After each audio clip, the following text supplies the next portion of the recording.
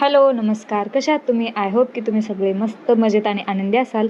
मी प्रिया स्वागत करते तुमचं माझ्या एका नवीन ब्लॉगमध्ये. तर आजचा जो ब्लॉग आहे तो अथर्वच्या बर्थडेचा ब्लॉग आहे आणि खूप स्पेशल ब्लॉग आहे आमच्या सगळ्यांसाठी आणि त्याच्यासाठी पण. तर इथं सकाळी 7 वाजायच्या आत मी सगळी कामं वगैरे पटापट आवरून घेतलेले. अथर्वचा टिफिन पण बनवायला घेतला कारण 7:30 वाजता त्याची व्हॅन येते. तर अथर्वने ना मला फर्माईश सांगितलेली त्याची की मला ना बर्गर खायचे, टिफिनसाठी मला बर्गर दे म्हणून. तर बर्गरसाठीचे बन वगैरे मी घेऊन आलेले एक दिवस आधीच दुकानातून आणि ह्या ज्या आलूच्या टिक्क्या आहेत त्या डीमार्टवरून घेऊन आलेल्या मी.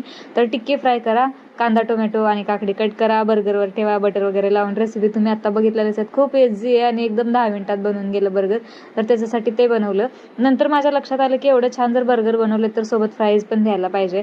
तर त्याला विचारले, मी एक खायला दिलेले, टेस्ट करायला दिलेले, तर तो त्याला खूप आवडलेलं. आणि हे जे 2 आहेत ते मी स्कूलसाठी टिफिनसाठी पॅक केलेले. तर फ्राईज पण फ्राय करून घेतले कारण बरोबर बर्गर बरोबर फ्राईज छान लागतात म्हणून. तर टिफिन पण घाईघाईत आवरून घेतला आणि नंतर औक्षण करायला घेतलं मी. सकाळची घाई आणि त्याच्यात पटकन हे त्यात व्हिडिओ कर चालू होतं माझं. तर औक्षण केलं, पेढा वगैरे चारला आणि पाया वगैरे पडले. तर बघताय का अथर्व किती खुश आहे, खूप एक्सायटेड आहे स्कूलला जाण्यासाठी कारण छान छान गिफ्ट्स वगैरे घेतलेले त्याने स्कूलमध्ये द्यायला. तर ते तुम्हाला दुसऱ्या ब्लॉगमध्ये दिसतील, म्हणजे ह्या बड्डेच्या आधीचा ब्लॉग आहे, तुम्ही नंतर अपलोड करेन कारण त्याचे काही काही व्हिडिओज आहेत ते दुसऱ्या याच्यामध्ये आहेत मोबाईलमध्ये, ते भेटत नाहीत मला. तर इथं ना फॅन बसवायला आलेले आणि फॅन मंदिर पण मी चेंज केले, मंदिर बाहेर ठेवलेलं मी, आता मंदिर आतमध्ये घेतलंय आणि तिथं फॅन लावलाय कारण पडदे आहेत ते खूप मोठे असणार आहेत आणि त्या भिंतीला जागा नाहीये मंदिर लावायला म्हणून. आणि इथं आमेराला पण आवरून घेतलं मी, तयार केली तिला आणि तिला शाळेत जायचं होतं आणि काहीतरी कंप्लेंट चालू होती तिची, पप्पाबद्दल काहीतरी सांगत होती मला. तर हे इथं मी तुम्हाला ना सकाळी मधमाशांचं जे पोळं दाखवलं ते मधमाशा निघालेल्या. तर बिर्याणीची तयारी करायची होती मला. डीमार्टला गेले आणि काही रुमाल वगैरे, दही वगैरे घ्यायची होती, ते घेतले. डीमार्टवरून मी डायरेक्ट मिस्टर DIYला गेले कारण तिथं ना बड्डेचं डेकोरेशनचं काय काय सामान वगैरे होतं. तर जास्त काय नाही, थोडंसंच घेतलं कारण जास्त असं काय बोलतात झगामगा बड्डे करणार होतो आम्ही, एकदम सिम्पल असा घरगुती बड्डे करणार होतो. तर ते घेतलं आणि अथर्वला पण घेऊन मी घरी आले. तर मिशोवरून ना माझं हे पार्सल आलेलं आहे, मनी सेविंग बॉक्स. त्याचा ना एक शॉर्ट व्हिडिओ तुम्ही ऑनलाईन याच्यावरती शॉर्ट व्हिडिओवरती बघितला असेल, तर लॉंग व्हिडिओ मी नंतर एका व्हिडिओमध्ये टाकेन. आणि इथे बिर्याणीची सगळी तयारी करून घेतलेली आहे. चिकन स्वच्छ धुवून घेतलेलं आहे आणि बाकी अद्रक लसूणची पेस्टसाठी जे जे सामान लागणार आहे ते वगैरे घेतले. कांदे बारीक बारीक कट करून फ्राय करायला घेतलेले आणि बाकी कांदे फ्राय होतात तोपर्यंत बाकीची तयारी करायला घेतली, म्हणजे पुदिना वगैरे धुवून, कोथिंबर, पुदिना, अद्रक लसूणची पेस्ट वगैरे ते करायचं होतं, ते घेतलं. दुष्काळात 13वा महिना असा की नेमकं माझं मिक्सर बंद पडलं, तर मी बाजूवाल्यांकडून मिक्सर घेतले आणि मग मॅरिनेशन वगैरे. आणि ऑलरेडी खूप उशीर होत होता, बिर्याणी करणार की नाही असं चालू होतं कारण खूप मोठा करणार नव्हतो बड्डे आम्ही, तुम्हाला आधीच सांगितलं घरगुतीच करणार होतो. आणि माझी एक फ्रेंड आहे ती येणार होती आणि समोरचे जास्त कोणाच येणार नव्हतं.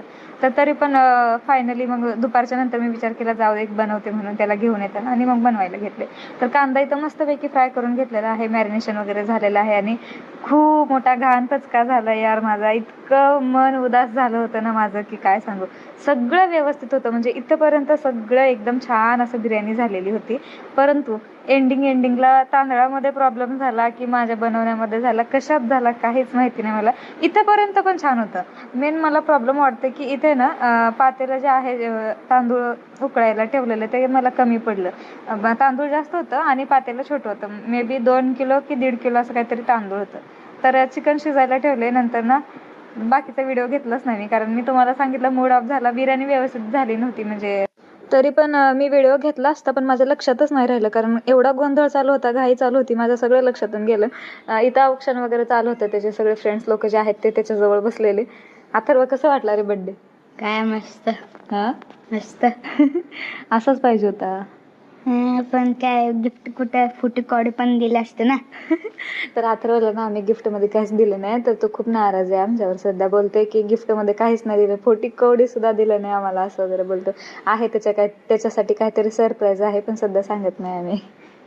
जवळ बसून ऐकतोय, असं थोडीच सांगणार आहे रे.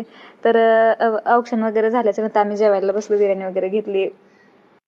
इतकं छान तयारी करून जर एखाद्या गोष्टीमुळे जर असं काही झालं तर इतका मूड ऑफ होतो ना की काय सांगू. मला इतकं वाईट वाटत होतं आणि काय झालं, ओव्हर कॉन्फिडन्स होते की काय होते काय मला समजलं नाही. पण अशी चूक माझ्याकडून परत कधीच होऊ नये देवा, एवढीच प्रार्थना करते. कमीत कमी घरी असं काहीतरी प्रोग्राम असतात ना तरी नाही झाला पाहिजे. खूप मूड ऑफ होता, पण ठीक आहे, सगळ्यांनी जमवून घेतलं, ॲडजस्ट केलं, लेकरांनी सुद्धा ॲडजस्ट केलं.